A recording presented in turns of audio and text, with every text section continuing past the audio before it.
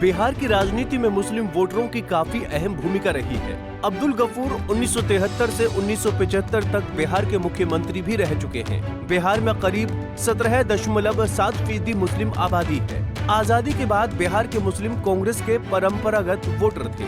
बिहार में 1970 तक मुसलमान कांग्रेस के साथ रहे हैं। कांग्रेस ने मुस्लिम ब्राह्मण दलित वोटरों का एक मजबूत वोट बैंक तैयार किया था। 1971 में बांग्लादेश की आजादी के बाद बिहार में मुसलमानों की राजनीति में बदलाव का दौर शुरू हुआ। उन दिनों हिंदू भाषी बिहारी प्रवासियों की कई जगह हत्याएं हुई थी। उन दिनों गुलाम सरवर, तकी, रहीम, जफर, इमाम और शाह मुश्ताक जैसे मुस्लिम नेताओं ने इस मुद्दे को उठाया था और मुसलमानों के बीच कांग्रेस विरोधी भावनाओं को भड़काया था। जेपी आंदोलन का असर मुस्लिम वोटरों पर भी पड़ा, जिसके कारण 1977 में कर्पूरी ठाकुर के नेतृत्व में जनता सरकार बनी। बिहार में ये पहली बार था जब मुसलमानों ने कांग्रेस के खिलाफ वोट किया था। हालांकि 1980 में मुस्लिमों ने कांग्रेस में फिर से वापसी किया था, लेकिन 90 के दशक में राम मंदिर आंदोलन और लालू प्रसाद यादव के राजनीतिक उभार के बाद मुस्लिम आरजेडी के साथ जुड़ गए। लालू यादव के साथ मुस्लिमों के जुड़ने की एक बड़ी वजह 1989 में हुए भागलपुर का सांप्रदायिक दंगा रहा। इसने मुसलमानों को फिर एक बार कांग्रेस से दूर कर दिया था। आरजेडी सुप्रीमो लालू यादव के परिवार ने मुस्लिम यादव यानी माय समीकरण बनाकर 15 साल तक बिहार पर एक छत्र राज किया। लेकिन 2005 में नीतीश कुमार के बिहार की सत्ता में आने के बाद सियासी तस्वीर बदल गई।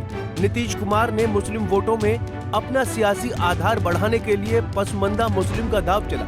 इसके चलते मुसलमानों का एक तबका नीतीश बाबू के साथ जुड़ गया। 2010 के बिहार विधानसभा चुनाव में 40% मुस्लिम वोट जेडीयू को मिला, जबकि उस वक्त भी जेडीयू का बीजेपी के साथ गठबंधन था। बिहार में विधानसभा सीटों की संख्या 243 है। इसमें से 47 सीटें ऐसी हैं जहां मुस्लिम वोटर निर्णायक स्थिति में हैं। इन इलाकों में मुस्लिम आबादी 20 से 40% या इससे भी अधिक है। बिहार की 11 सीटें ऐसी हैं जहां 40% से ज्यादा मुस्लिम मतदाता हैं और 7 सीटों पर 30% से ज्यादा हैं। इसके अलावा 29 विधानसभा सीटों पर 20 से 30% के बीच मुस्लिम मतदाता हैं। बिहार में आबादी के हिसाब से मुस्लिम विधायक बनने में सफल नहीं हो पाए। एक नजर डालते हैं मुस्लिम विधायकों की संख्या पर।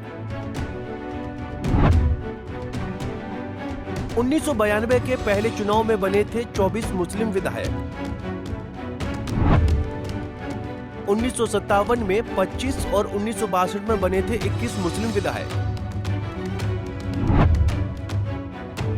1967 में 18 और 1969 में बने थे 19 मुस्लिम विधायक।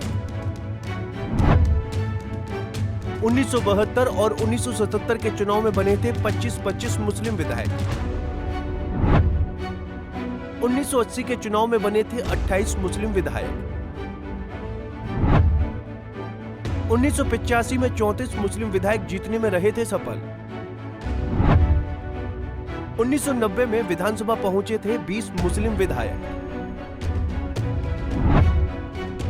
1995 के चुनाव में भी 19 मुस्लिम विधायकों ने जीत दर्ज की थी। 2000 में 29 मुस्लिम विधायकों ने जीत हासिल की थी। 2005 में 16 मुस्लिम ही जीतकर पहुंचे थे विधानसभा।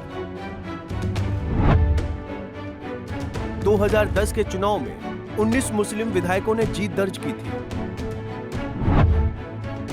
2015 के चुनाव में चुने गए थे 24 मुस्लिम विधायक। 2020 के विधानसभा चुनाव में जीते थे 19 मुस्लिम विधायक। 2020 के विधानसभा चुनाव में सीमांचल के इलाके में ओवैसी को जरूर सफलता मिली थी। बिहार के मुस्लिम बाहुल्य सीमांचल के इलाके में 5 सीटें जीतकर ओवैसी ने पटना तक हलचल मचा दी थी, लेकिन बाद में मजलिस के 4 विधायक आरजेडी में शामिल हो गए। वहीं सीमांचल में आरजेडी के धोखे को ओवैसी मुद्दा बनाकर चुनावी मैदान में उतरे। जन स्वराज के संस्थापक प्रशांत किशोर भी 42 विधानसभा सीट पर मुस्लिम उम्मीदवार उतार सकते हैं। इधर नाराज मुस्लिम वोटरों को मनाने के लिए लालू यादव ने ओसामा साहेब और हीना साहेब को आरजेडी में पूरे सम्मान के साथ शामिल किया है। 2025 में होने वाले विधानसभा चुनाव में मुस्लिम समाज की राजनीतिक भागीदारी की चर्चा जोर शोर से हो रही है। ये देखना अहम होगा कि आगामी चुनाव में मुस्लिमों की राजनीतिक भागीदारी के सवाल पर पॉलिटिकल पार्टियों का क्या रुख रहेगा। Bureau report, Punjab Kesari TV.